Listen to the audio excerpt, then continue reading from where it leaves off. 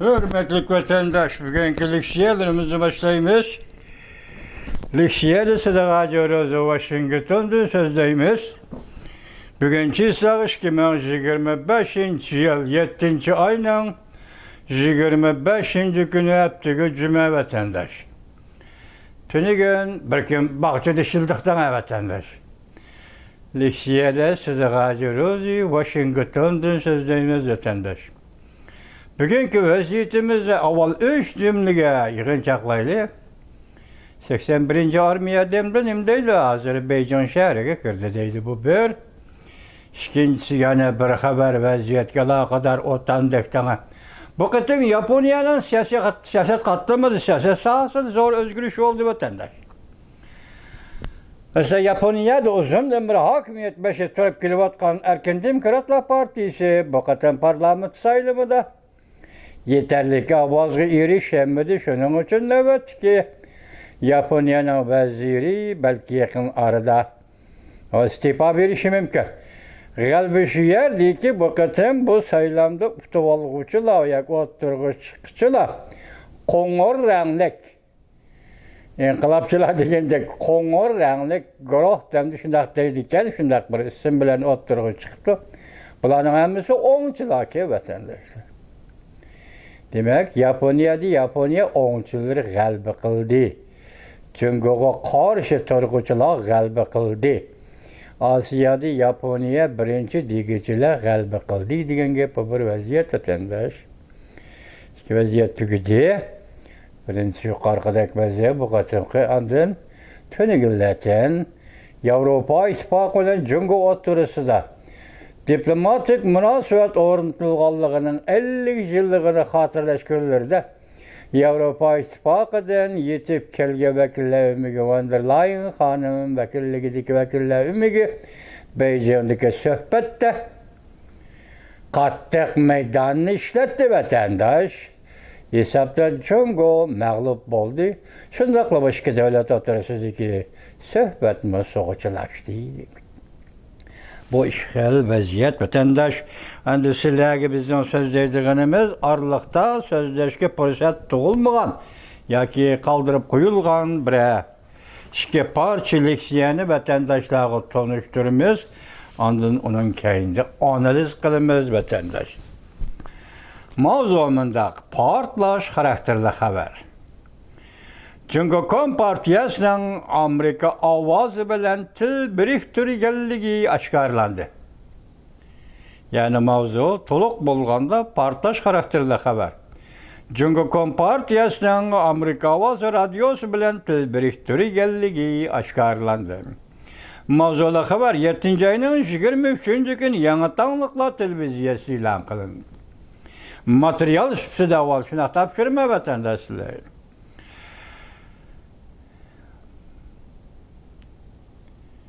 Haber mındak başlandı. Haftanın 2. günü 7. ayının 23. günü Prezident Donald Trump tayinligen Halkara Matbuat Başkarması'nın alaylı mesleğçisi Kari Lake kişini çüçtüdüğün bir haberini aşkarıldı. Amerika Avaz Radyosu nen rehberlik katlımı köp kıtım Cungo Kompartiya rehberlik katlımı bilen uçraşkan. Kandak kılgandı Cungo Beijing doğrusu da icabi haberlerini bu radyoda ilan kılgılı buludu muhakeme kılışkan. Mesleği kiler rast haberle mücmelligi yok programımızda da. Tekşürgücü muhbir yani John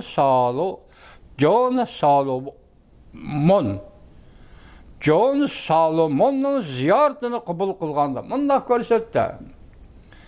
Biz bir neçe aylık tekşürüş jarayonida bayqıdıq ki, Cungo Kompartiyasının Washington'da turuşluq baş elçisi, yaka baş elçixanası, müddet içinde Amerika avazının başqırış katlımı, rehberleri bilen görüşüp durgan.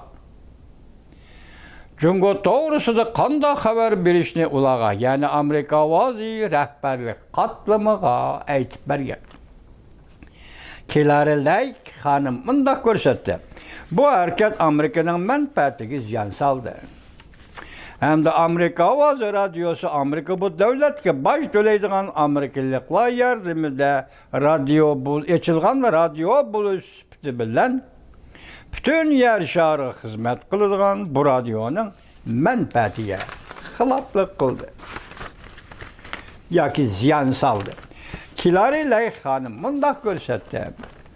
Ko'p yillardan beri bundaq hareketler, yani Cungo baş elçixana xodimlarining Amerika ovozi radiosunun yuqori qatlam rahbarlari bilan uchrashib turdiganligidan iborat bu hareket tap tortmasdan borgan sari haddidan oshgan.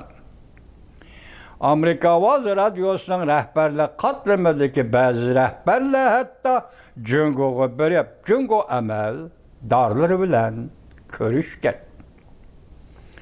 Amerika ovozi radiosi ommabop Xitoy til programmasining bir nafar yuqori qatlam rahbari bir qatimliq yig'inda Cungo kompartiyasini qo'llaydiganligini bildirgan.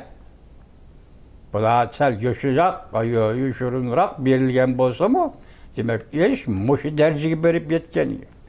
Amerika ovozi radiosunun yuqori qatlamida bir nafar kishi Cungo kompartiyasini qo'llaydiganligini bildirgan.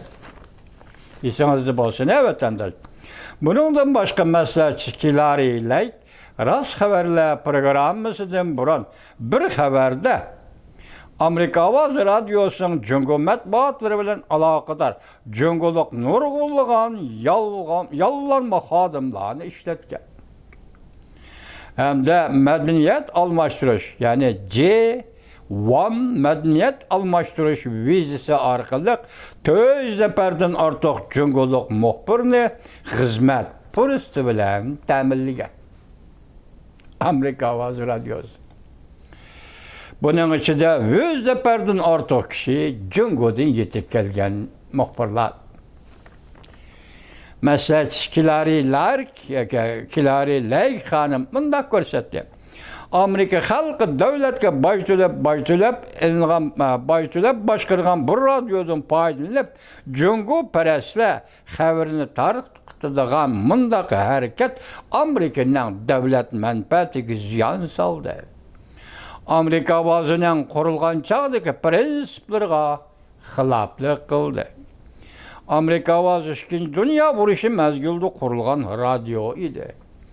Mustaqil va obyektiv xabar qilishni o'ziga maqsad qiladi. G'arb dunyosining va Amerika Qo'shma Shtatlarining qimmat qarashlarini targ'ib qiladi. Maslahatchi Kilari Lake hanım bundaq ko'rsatdi. Amerika Qo'shma Shtatlari yer shari matbuot boshqarmasi chet el muxbirlarini xizmat bilan ta'minlaydigan C1 vizasi amaldan qoldirildi. Yoki qoldirildi. Balki Amerika Qo'shma Shtatlari prezident Donald Trumpning ma'muriy buyrug'iga asoslanib, qisqa muddat ichida radioning shtati 85% ko'limida qisqartirildi. Ve ahırda Amerika ovozi radiosi butunlay taqildi. Bu radio to'g'risida xabarda intayin sezgir vaqt o'ttirg'i chiqadi juma vatandosh. Prezident Donald Trump yana bir xabar Amerika ovozini ta'qib etish to'g'risida yana bir qatim fikr bayon qildi. Mavzuda xabar 6-oyning 25-kuni Vanmi torbetida e'lon qilindi. Xabar bundaq boshlandi. 6-oyning 25-kuni qaysi kun edi? Amerika Qo'shma Shtatlari Cungo o'rtasida bir maydon suhbat oxirlashgan vaqt edi. 6-oyning 26-kuni qaysi kun edi? Amerika Qo'shma Shtatlarining prezidenti Donald Trump biz Cungoning darvozasini ochib etdik deb e'lon qilgan kun edi. Radio to'g'risida xabar mundaq boshlandi. Nemishqa Cumhuriyetçiler Partiyasi Amerikada Demokratlar Partisining zuvoni ovozi bo'lgan Amerika ovozining davomli mavjud bo'lib turishiga yo'l qo'ydi ekan, ko'pchilik bu radioni taqib etimiz. Amerikaning o'zining tashqi dunyoga anglitish berilgan targ'ibot organlarining biri hisoblangan Amerika ovozi radiosi to'g'risida prezident Donald Trump qattiq so'z iboralar ishlatib, yuqoridagi fikr bayon qildi. Rossiya matbuoti Rossiya bugun RT 25 kuni xabar qilib, ya'ni 6-oyning 25 kuni xabar qilib, bunday ko'rsatdi.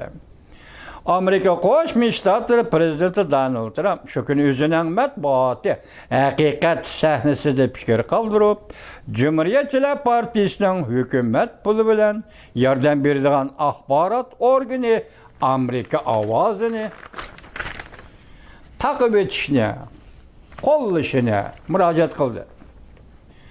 Amerika ovozi radiosi 2. Dunyo urushi mezgilida 1942-yilda qurilgan. Aslida natsistlarning tashviqot targ'ibotiga qarshi turish uchun qurilgan bir organ edi. So'q munosabatlar urushi mezgilida Amerikaga munosabatli xabarlarni, fikrlarni tarqitish quroli bo'lgan.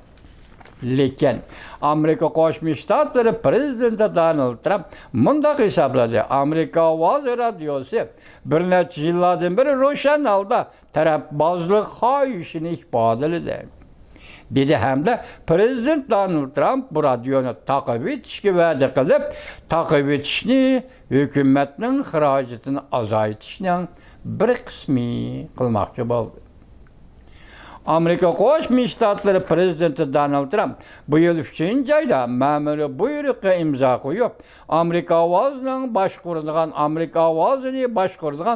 Amerika xalqaro matbuot boshqarmasining xodimlarini qisqartirib o'tishni talab qildi.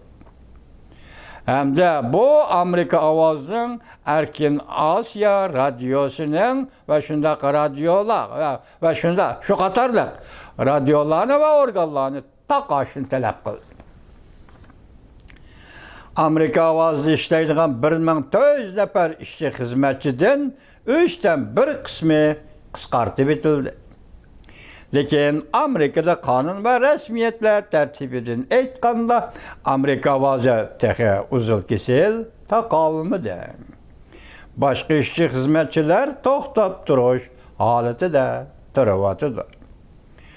Shu kuni prezident Donald Trumpning yuqori darajalik maslahatchisi Kari Lake Amerika Davlat Majlisi Avom palatasi Tashqi ishlar komitetiga mundaq ko'rsatdi: Amerika ovozi radiosini boshqaradigan boshqarma, ya'ni USAJM boshqarish boshqarmasi yil tizig'icha sesib ketdi.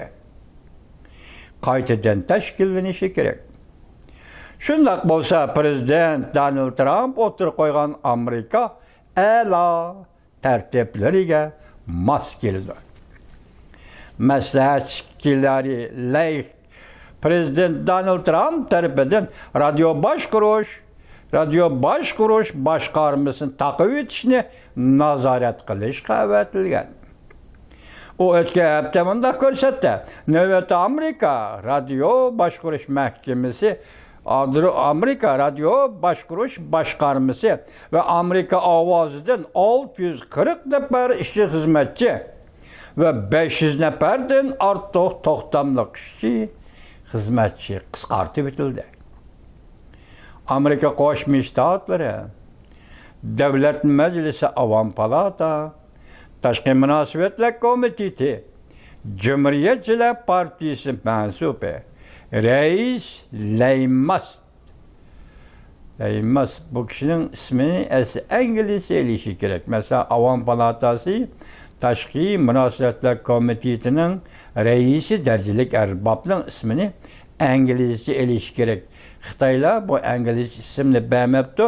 Men xitoycha talaffuz va ohang bo'yicha oldim.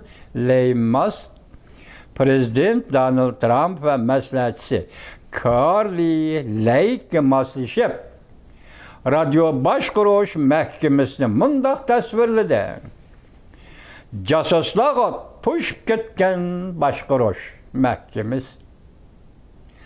Casuslarga to'shib ketgan Başquruş orni yoki Məhkəməsi, Başquruş organ, səpsətə sözləş, tərtibsiz başquruş, əvraz külçigi.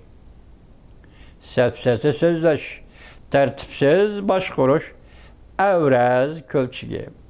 Bulup ketken Başquruş Məhkəməsi deb görsətdi. O bu organı Radio Başquruş Məhkəməsi yoki başqarmasını ayıplab, chet elliklarni yallab ishlatgan, shundaq degudek bexatarlik jihatda o'tma tush bo'lib ketgan mahkama va yoki Radio Başquruş başqarması.